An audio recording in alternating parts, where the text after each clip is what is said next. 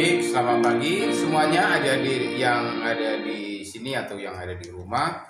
Kita akan memulai ibadah kita pada pagi hari ini. Nanti ya, kita akan mendengar firman Tuhan, cerita firman Tuhan. Dan adik-adik semua persiapkan Alkitabnya, duduk dengan tenang, ikut menyanyi juga ya. Baiklah, kita akan mulai ibadah kita hari ini. Kita nyanyikan nyanyian sekolah minggu kita hari ini, Pujilah Tuhan. Ya, adik-adik semua boleh menyanyi di rumah ya, di tempat masing-masing.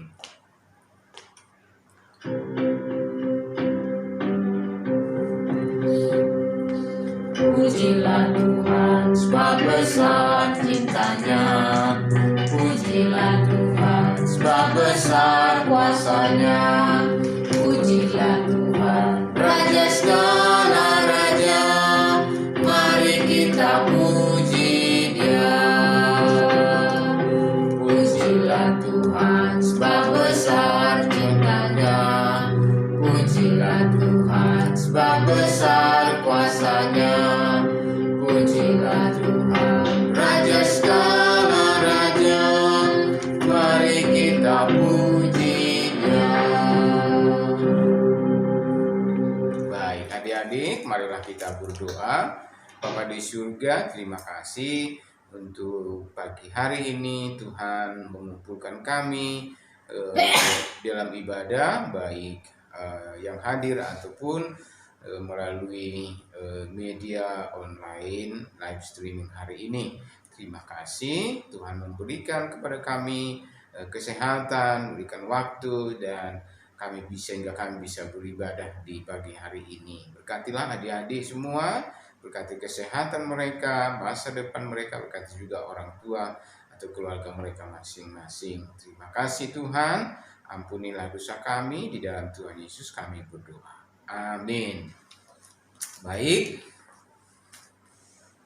kita nyanyikan lagi pujian Karena Allah Cinta.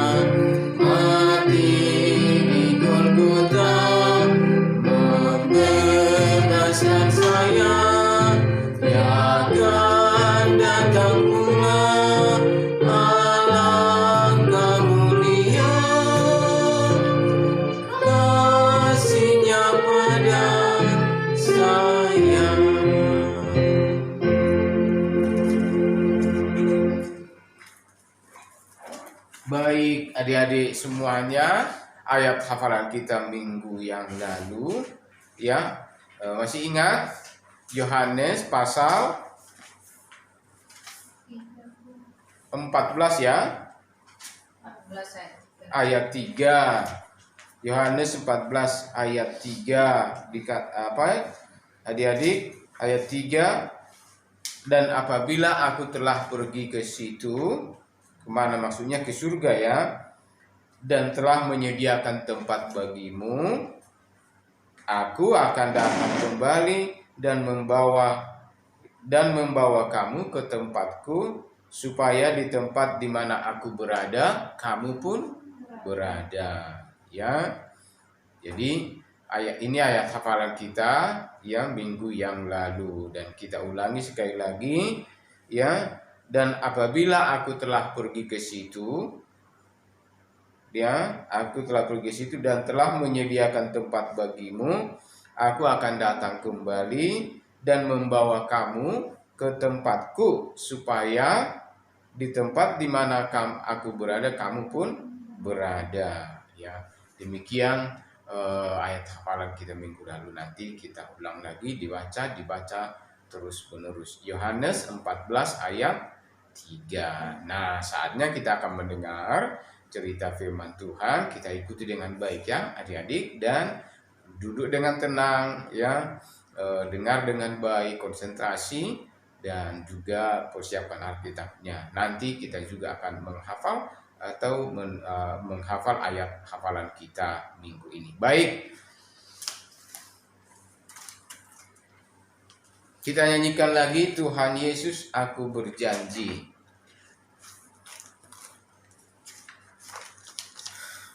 Baik.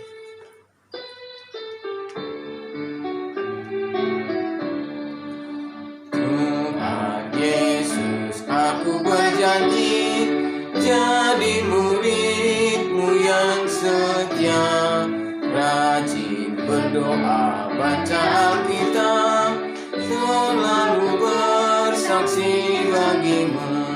Akal iblis aku menolak, firman Tuhan aku menurut.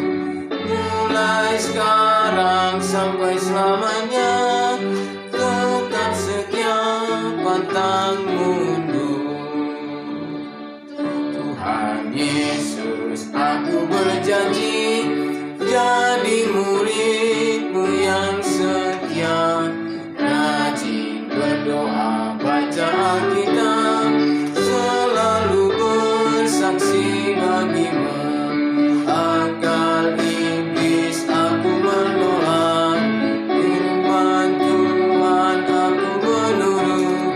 Mulai sekarang sampai selamanya, tetap setia pantang mundur. Baik ya, kita akan mendengarkan cerita firman Tuhan hari ini. Dan persilakan Ibu Marsmari yang akan menyampaikannya.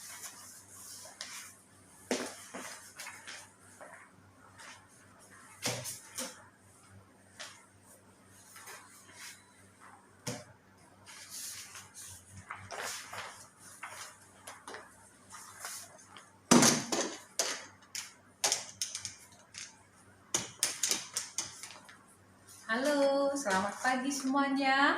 Pagi. Apa kabar kalian? Baik. Semoga sehat ya. Baik semuanya dalam kasih karunia Tuhan. Hari ini kita akan mendengarkan kebenaran firman Tuhan. Mari kita bersama-sama berdoa terlebih dahulu ya. Mari kita berdoa. Bapa di dalam surga, puji dan syukur kami ucapkan kepadamu karena Engkau Allah kami, juru selamat kami, Allah yang maha kuasa, yang berdaulat, yang memimpin, yang mempunyai kekuasaan di surga, di bumi, dan di bawah bumi. Kami datang memuji Tuhan bersama-sama. Berkatilah, biarlah Roh Kudus yang menolong dan memberikan hikmat pengertian supaya kami mengerti kebenaran firman Tuhan. Dalam nama Tuhan Yesus kami berdoa. Amin. Teman-teman, adik-adik semuanya juga, apakah kalian tahu apa arti kata gereja? Ya, kebanyakan orang mungkin berpikir gereja itu adalah gedungnya atau tempat beribadah. Ya, itu adalah pengertian yang biasa. Nah, pengertian tentang gereja sebenarnya adalah kumpulan dari orang-orang yang sudah mengenal Kristus atau sudah menjadi anak Allah, yang sudah dibaptiskan, mereka berkumpul bersama. Itulah yang disebut gereja. Jadi gereja itu adalah kepada orangnya, kepada pribadinya, ya, bukan kepada bangunannya.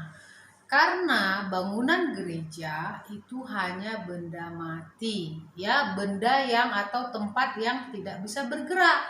Sedangkan arti dan makna gereja yang sebenarnya akan kita pelajari hari ini, ya.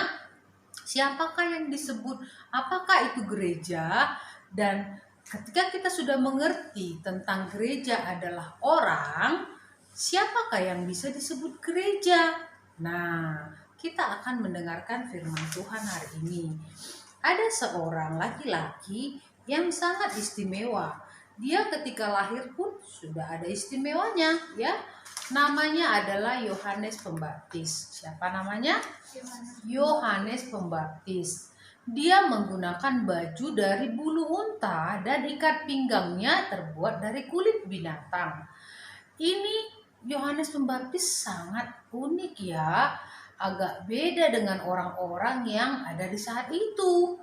Makanannya juga beda. Lalu bagaimana Kak Laksma? Kenapa dengan Yohanes Pembaptis rupanya? Yohanes Pembaptis ini punya tugas yang khusus dari Tuhan. Dia harus menyampaikan tentang berita tentang anak Allah ya, tentang Tuhan Yesus. Supaya orang-orang bertobat dan mau menerima Tuhan Yesus sebagai Tuhan dan juru selamat mereka secara pribadi. Yohanes pergi ke berbagai tempat. Dia disuruh Tuhan mempersiapkan jalan, membuat atau mengumpulkan orang-orang yang akan menjadi pengikut anak Allah. Ya. Dan Yohanes ini dia orang yang sangat serius dengan apa yang disampaikan kepadanya. Dia melakukan tugasnya dengan baik. Nah, Yohanes ini akhirnya banyak orang setelah mendengarkan pengajaran Yohanes, mereka bertobat dan mereka menjadi pengikut Allah, ya. Mereka mau mentaati firman Tuhan.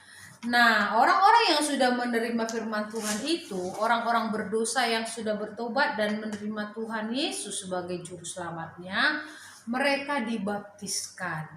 Itu adalah tanda ketaatan kepada firman Tuhan.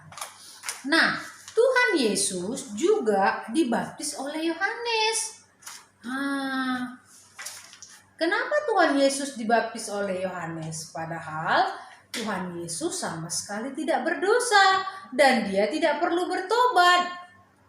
Tuhan Yesus dibaptis adalah untuk mengikuti atau mentaati perintah Tuhan. Dengar ya, Tuhan Yesus dibaptiskan bukan karena dia berdosa atau karena dia sudah bertobat atau dia mau menjadi anak Allah. Bukan, dia mau mentaati firman Tuhan. Karena itulah Tuhan Yesus dibaptiskan oleh Yohanes. Setelah Tuhan Yesus dibaptiskan, dia mengikuti kehendak Bapa di surga atau firman Tuhan, dia siap untuk melayani. Tuhan Yesus yang sudah dibaptiskan, dia siap untuk melayani. Dan untuk dia melayani, dia perlu orang-orang untuk membantu dia pelayanan. Lalu orang-orang yang tadi sudah diajar oleh si Yohanes Pembaptis ini tentang firman Tuhan, mereka pun dikumpulkan dan menjadi murid-muridnya Tuhan Yesus. Nah, akhirnya jadi orang-orang pikir Tuhan Yesus ini mengambil murid-muridnya Yohanes ya. Wah, itu adalah pengertian yang kurang benar ya. Memang tugasnya Yohanes, dia datang untuk mengajarkan firman Tuhan, dan orang-orang yang sudah mendengar firman Tuhan inilah yang menjadi pengikut Tuhan Yesus. Ada berapa orang pengikut Tuhan Yesus yang pertama? Ada 12 orang ya.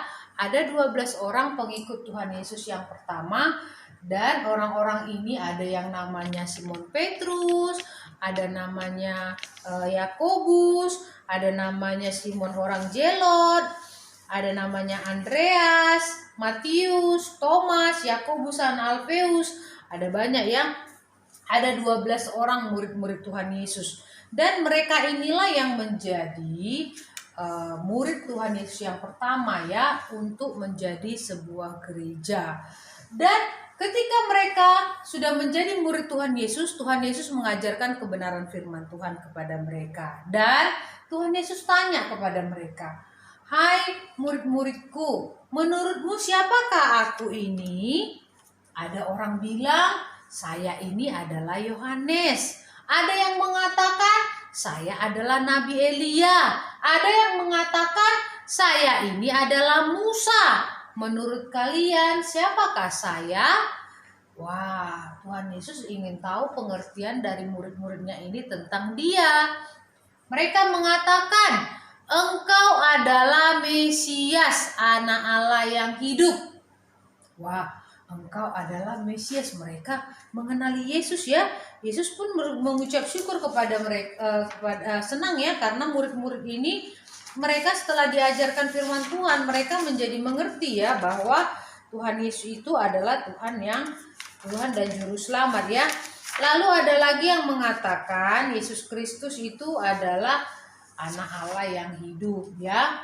Lalu Simon Petrus mengatakan benar ya. Lalu Yesus mengatakan kepada Simon Petrus, kamu adalah batu kecil karena kamu mengerti dan sekarang kamu akan menjadi batu penjuru ya.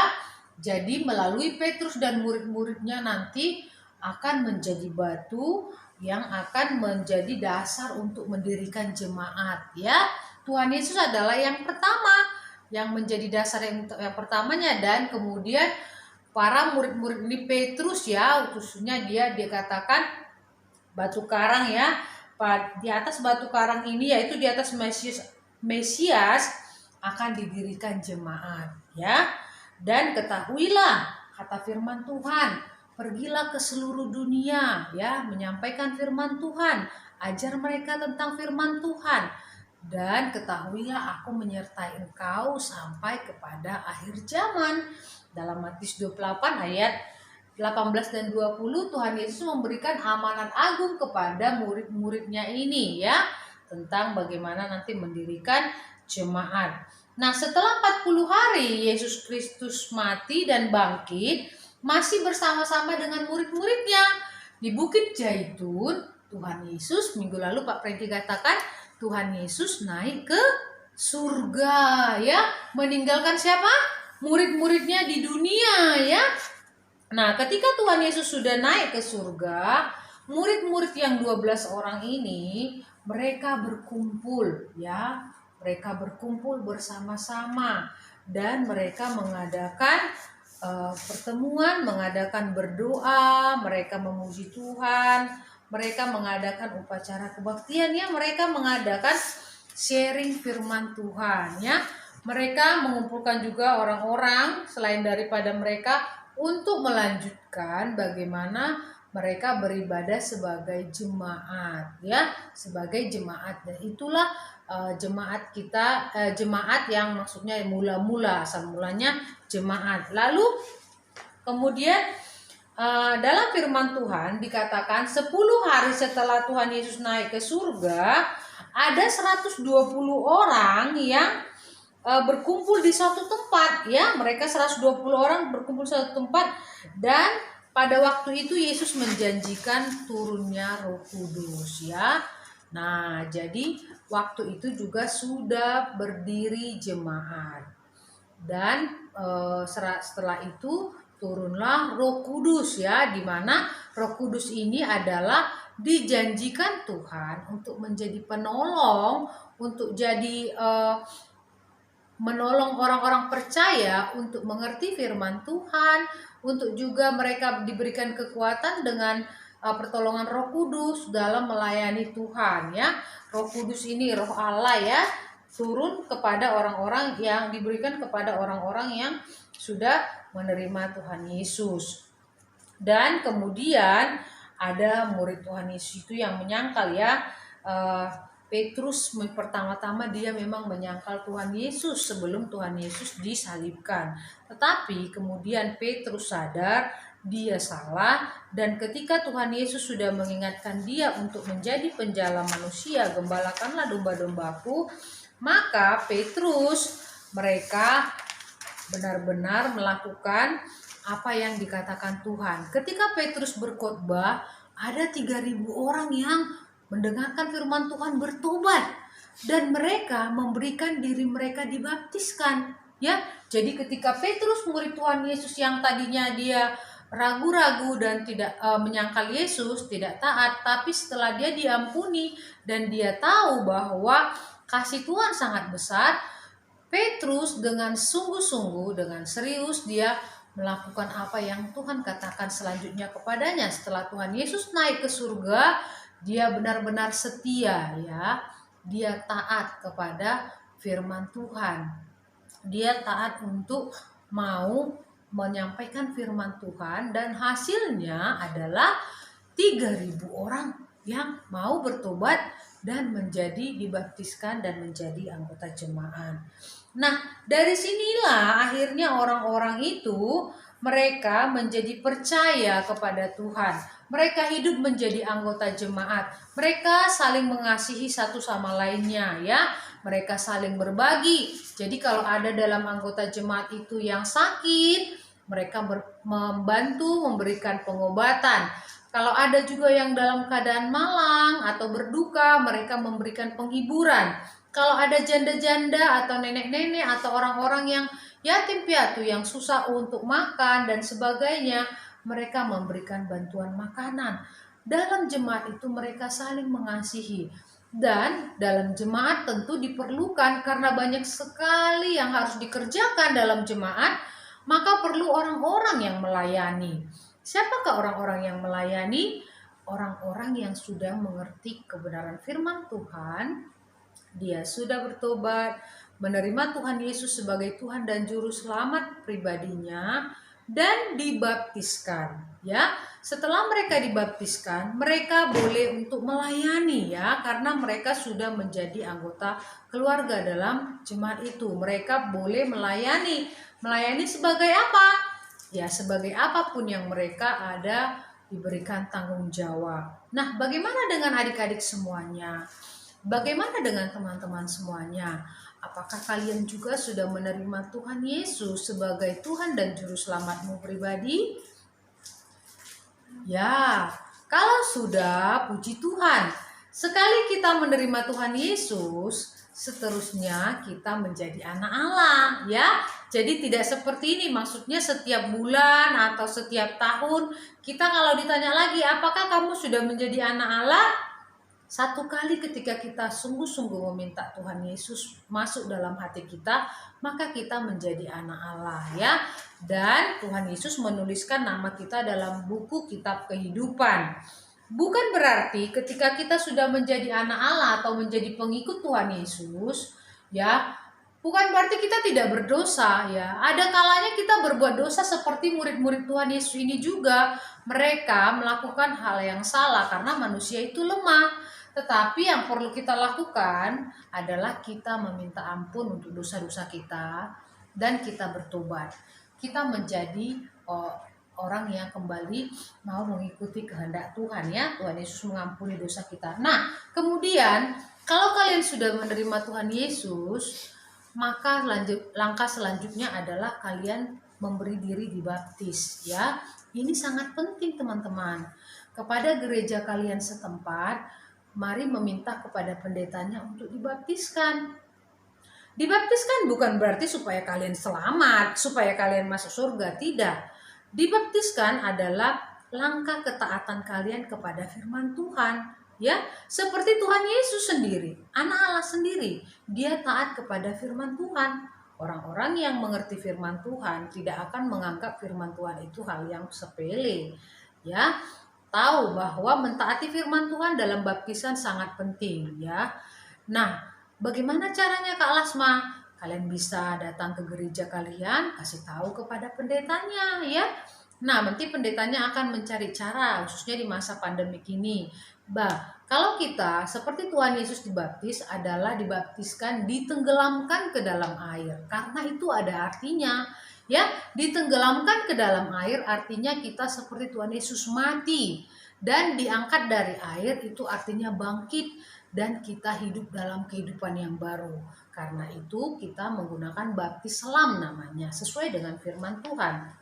Nah, nanti untuk itu kalian katakan kepada pendeta atau hamba Tuhan di tempat kalian berada, dan ketika kalian sudah dibaptiskan, kalian menjadi anggota jemaat di setempat dan kalian boleh melayani. Sesuai dengan ayat hafalan kita ya, bahwa orang-orang yang dikasihi Tuhan itu dipersiapkan, diperlengkapi dalam Efesus ya, untuk setiap pekerjaan baik. Nah, pekerjaan baik itu adalah melayani. Itulah dasar dari gereja. Gereja akan terus dan terus dan terus sampai Tuhan Yesus datang kedua kali. Tuhan Yesus memperhatikan gerejanya. Artinya adalah orang-orang yang percaya, orang-orang yang melayaninya. Ya, kita perlu sangat banyak sekali pelayanan di gereja. Ada sebagai guru sekolah minggu, ada juga kita bisa menjadi kalau teman-teman bisa mengajak teman-temannya ikut acara sekolah minggu, baik acara dari Zoom, live streaming, apalagi kita bisa berdoa bersama. Kita punya bisa juga untuk mengajarkan firman Tuhan kepada teman-teman kita. Kita juga bisa di gereja itu sebagai apa? Cleaning service. Semua dihargai Tuhan. Lihatlah, tadi ada 120 orang yang berkumpul memuji Tuhan. Sangat banyak yang harus dilakukan ya. Wah, bagaimana di zaman sekarang juga walaupun kita memang belum aktif dalam ibadah bersama, tapi juga tetap ada banyak hal yang bisa kita lakukan. Karena itu selagi masih ada waktu di masa-masa pandemi ini, justru kita masih sangat banyak perlu melayani ya. Ada banyak orang yang dalam keadaan yang mereka putus asa, mereka merasa hidupnya sangat pahit, mereka merasa hidupnya sangat susah, dan bahkan merasa tidak ada masa depan. Kita sebagai orang-orang percaya, kita perlu menyampaikan tentang kabar baik Tuhan Yesus ya. Ada Tuhan Yesus Kristus yang mengasihi manusia, yang sudah mati di kayu salib, dan dia memberikan keselamatan kepada manusia. Jadi keselamatan tidak hanya berlaku di dunia ya, tapi ketika kita sudah mati, kita masuk ke surga. Itu sangat penting. Dan Tuhan Yesus yang memelihara kita. Tuhan yang memberikan juga jalan keluar kepada pergumulan dan masalah kita. Tuhan Yesus yang memberikan kita kekuatan untuk menanggung segala masalah kita. Karena Tuhan Yesus yang juga menolong kita, menggendong kita ya teman-teman. Walah kalau Kak Lasma sendiri yang menanggung masalah Kak Lasma, mungkin Kak Lasma juga nggak mampu. Kak Lasma juga takut dengan hari-hari ke depan. Bagaimana ya keadaannya makin sulit sepertinya. Nah, Kak Lasma makin gak ngerti. Tapi saya mau menyerahkan kehidupan saya kepada Tuhan Yesus. Karena dia sudah tahu akan hari depan. Karena dia yang memegang kehidupan kita. Dan terutama Tuhan yang mengendalikan kehidupan sekarang ini. Adik-adik memang ya belum pernah terjadi sampai selama ini mungkin kalian belajar online. Harus mengalami juga gak boleh keluar-keluar. Harus di rumah. Harus melakukan ini itu sendiri. Nah, mari kita belajar, kita meminta pertolongan dari Tuhan. Dan hari ini kita belajar bagaimana Tuhan mendirikan jemaatnya ya. Itu bukan mengatakan tentang jemaat itu bukan maksudnya gereja itu bukanlah gedungnya ya. Karena itulah sekarang walaupun orang tidak beribadah ke gereja, tapi masih online, sebagian online, tetap adalah namanya gereja ya, karena gereja itu adalah orang-orangnya, orang-orang yang percaya kepada Tuhan. Ayat hafalan kita hari ini diambil dari, ini bentuknya gereja ya, atau rumah ibadat ya, baik suci pada waktu dulu namanya. Mazmur 122 ayat 1. Aku bersukacita ketika dikatakan orang kepadaku, mari kita pergi ke rumah Tuhan. Ya, artinya apa? Mereka senang ya ketika dikatakan akan bertemu dengan Tuhan, bersekutu dengan Tuhan, berkumpul dengan saudara-saudara seiman ya. Nah, kita sekarang bisa melakukannya melalui Zoom, melalui live streaming untuk sementara sampai nanti diberikan pemerintah kesempatan untuk kita lagi untuk bersama-sama beribadah dengan teman-teman seiman kita. Kita ucapkan lagi ya. Mazmur 122 ayat 1. Aku bersukacita ketika dikatakan orang kepadaku, mari kita pergi ke rumah Tuhan. Ya, sampai di sini dulu cerita sekolah minggu dalam firman Tuhan ya tentang gereja atau jemaat yang pertama. Mari kita berdoa. Bapa di surga, terima kasih untuk waktu ini. Kami bersyukur Tuhan yang sudah memberkati kami. Tolong berkati teman-teman dan semua adik-adik yang mendengarkan firman Tuhan, supaya Tuhan memberikan mereka pengertian dan Roh Kudus yang mengajari mereka. Terima kasih Tuhan, berkatilah kehidupan mereka. Kami memohon Tuhan bekerja, memberkati Presiden, Wakil Presiden, memberkati juga negara kami, negara-negara di luar negeri, dimanapun juga yang berjuang melawan COVID ini. Tuhan berikan jalan keluar. Kami percaya Tuhan yang menjaga dan menolong kami. Kalau ada teman-teman keluarga kami yang menderita karena terpapar COVID, kami memohon pertolongan Tuhan, sembuhkanlah mereka Tuhan, berilah kekuatan, berilah kesehatan, supaya mereka bisa juga bersukacita bersama-sama keluarganya. Kami mohon Tuhan membukakan berkat-berkat berlimpah, mencukupkan semua keperluan kebutuhan kami. Berdoa buat adik-adik sekolah minggu kami, berdoa buat Arus Sedo Alwani, berdoa buat Yuka dan Sio Moroka, berdoa buat Stella Stephen, kami berdoa juga buat Joani, berdoa buat juga Keden Jeremeli di Jakarta, berdoa buat Yukiko di Semarang, Alberto Simatupang, Ibu Kuniko di Jepang dan Ibu Tamura di Jepang, berdoa juga buat Ibu Mima di Semarang, dan berdoa buat teman-teman kami semuanya Tuhan, dimanapun berada yang melihat live streaming ini. Turunlah kiranya berkat Tuhan bagi mereka, supaya mereka tetap dapat menikmati kasih-Mu. Berkati Tuhan, beri jalan keluar dan kekuatan dari Tuhan, sehingga bisa menanggung semua yang datang kepada mereka. Terima kasih Bapa, mohon ampun untuk dosa kami. Dalam nama Tuhan Yesus kami berdoa. Amin. Terima kasih untuk waktunya, tetap sehat, kuat, dan bersukacita. Sampai jumpa. Terima kasih.